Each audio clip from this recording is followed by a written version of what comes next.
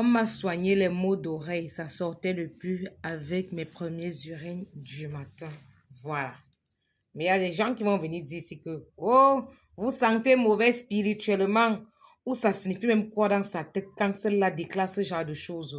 Oh, à force de chercher, oh, comment quelqu'un peut se laver avec ses déchets. Quand tu n'as pas encore eu certains problèmes, quand tu n'es pas encore arrivé à un certain niveau de problème, ne dis pas que tu ne peux pas faire quelque chose. Moi, j'ai eu un mal de dents où j'ai dormi sous le lit. On m'a dit que ça soignait. Même si on me disait que mange tes propres sels, j'allais le faire parce que je souffrais.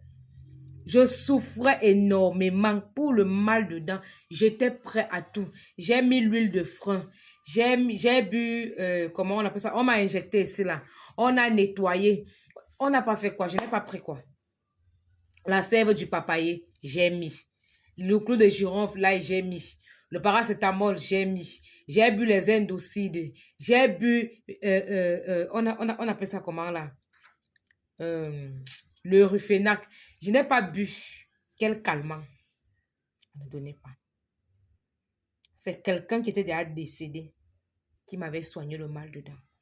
J'étais obligée de changer, de mentir parce que j'avais peur qu'on ne me croie pas. Je faisais première. J'avais mal à la dent. J'ai supporté de la maison jusqu'à on appelle le stade Abega jusqu'à un certain niveau à la maison là. Mais je m'étais écroulée par terre, j'ai commencé à pleurer.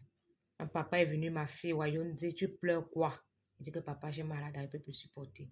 Je peux avoir la force de marcher. Oui, viens. Il m'a dit, tu vois la maison là, demain tu viens à 5 heures, tu ne touches pas l'eau. Je l'ai fait. Je suis partie. Je suis arrivée là-bas, il m'avait demandé 2000, j'ai mis des 2000 à la plante des pieds. Il m'a demandé de ne pas le toucher. Il m'a demandé, ouvre la bouche, j'ai ouvert la bouche. Il avait installé ma chaise, je me suis assise, j'ai ouvert la bouche, il est parti prendre des herbes, il a posé. Dès qu'il a mis dans ma dent, il a dit, comme tu parles, tu ne te tournes pas derrière. Tu ne te tournes pas. Tu ne salues personne. Quand tu vas te réveiller le matin, tu vas croire que c'est un rêve. Ce qui va te prouver que tu m'as vu. Tu vas voir les herbes dans ta bouche. Là, comme ça devait tirer la salive, tout ça. Il m'a dit que la salive qui va sortir là, tu avales. C'est ce que j'ai fait. Quand je me suis réveillée, j'ai failli raconter que j'ai rêvé qu'un père, là, ma soeur m'a dit que tu as rêvé comment?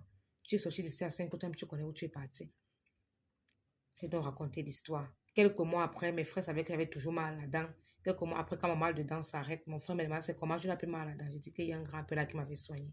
Quand on m'a amené là-bas, on me demande, tu dis même que qui t'a soigné, j'ai décrit la personne. Elle peut prendre la photo, elle me montre, elle me dit que c'est l'homme. J'ai dit oui, il était déjà décédé.